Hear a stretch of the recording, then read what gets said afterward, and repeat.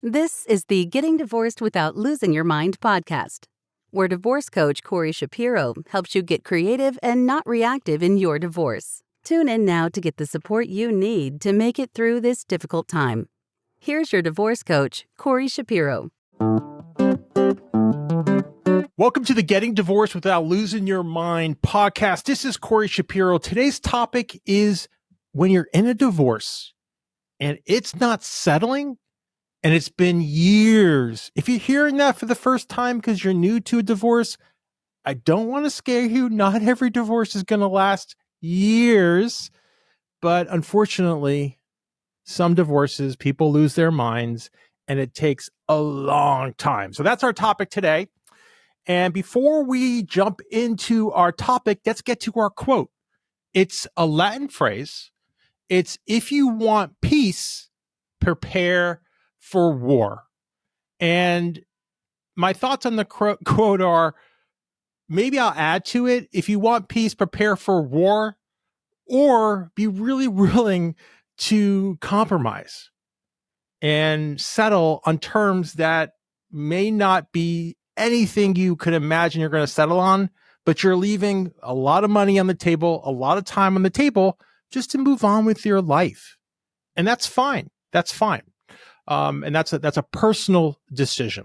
All right. So if you have a question for the podcast, submit it to question.gettingdivorced.org.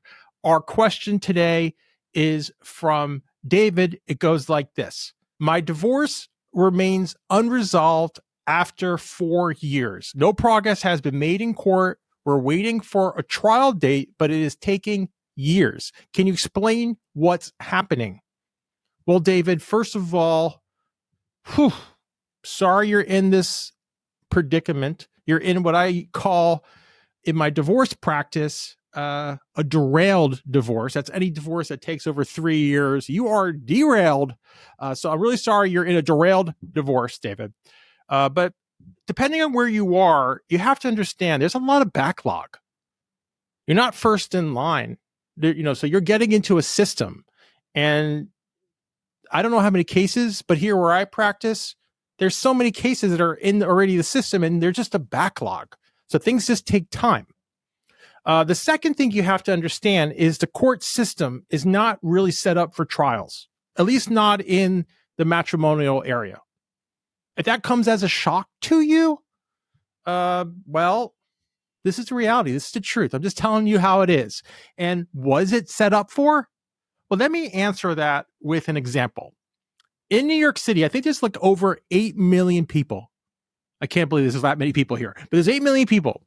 And I think there's only 40,000 cops. And that's considered a large police force. So what is that assuming?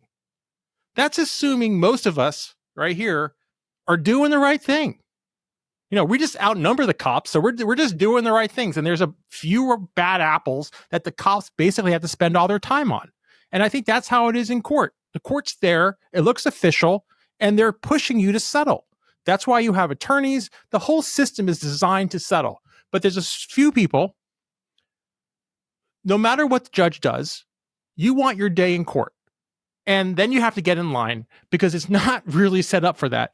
Except, I will say a big except, unless you have a really emergency issue. It reminds me if you go to the emergency room and you're like, oh, my finger's bleeding. And they're like, I'm so sorry, sir. You could just sit there and we'll call you. And like 6 hours go by. But on the other hand, if I come in there, I don't have my leg and I'm bleeding to death, then they'll see you, obviously, and take care of you. And that's a judgment call by the judge, not by you.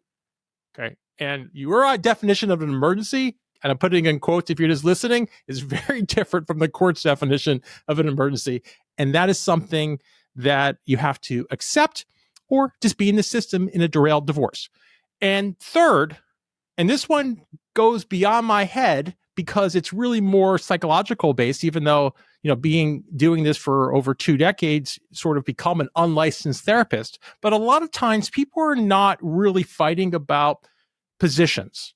They're not fighting about what we think they're fighting about. It's not really about the money. It's not really about the children. What it's about could be things that they can never get, at least in court, which is respect, maybe security, maybe revenge. And if you're doing all those things, maybe you do need your day in court. And that's another reason why divorces get derailed. So my coaching corner is relatively simple. In real estate, they have just 3 things that determine value: location, location, location. And my coaching corner, you want to get what you want and you're in a derailed divorce, you got to prepare. And how do you do that? Well, let me just give you step 1. Step 1 is you got to have focused sessions with your attorney, 2-hour sessions, multiple if you're going to court in a trial, but multiple of these. And you're coming 2-hour sessions in the morning. Court starts in the morning generally. You get there half an hour before to your lawyer's office. You don't get there 5 minutes. You don't get there rushed. You don't get there stressed and hurrying. You get there relaxed 30 minutes early, and you don't go to your attorney's office. You get settled. And you settled. When I go to court, I get to court 30 minutes early. So you're pretending at this point we're preparing to go to court. You're getting to your attorney's office 30 minutes early. You are relaxed. You get your coffee. You're all settled. And then when you literally get in that door into that meeting, you're ready to rock and roll.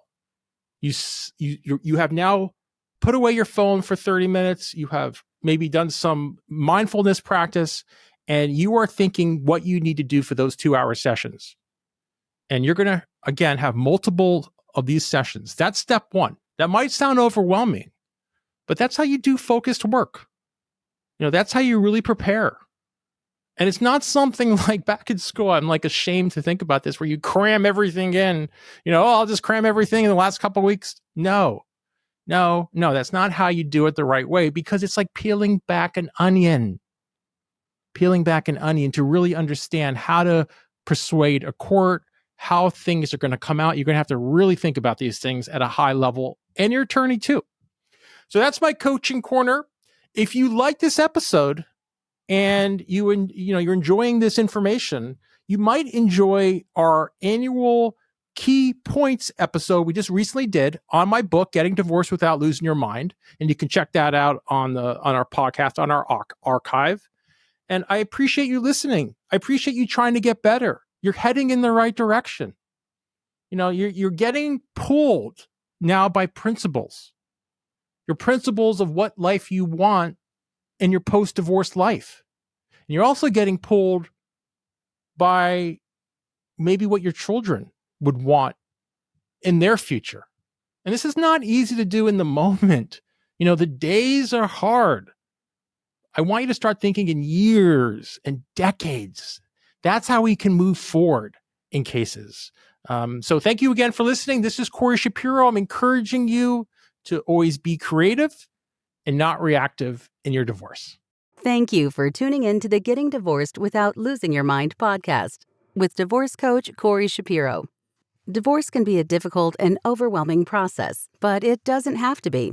Corey's book, Getting Divorced Without Losing Your Mind, is here to help you gain clarity, composure, and a strategic mindset.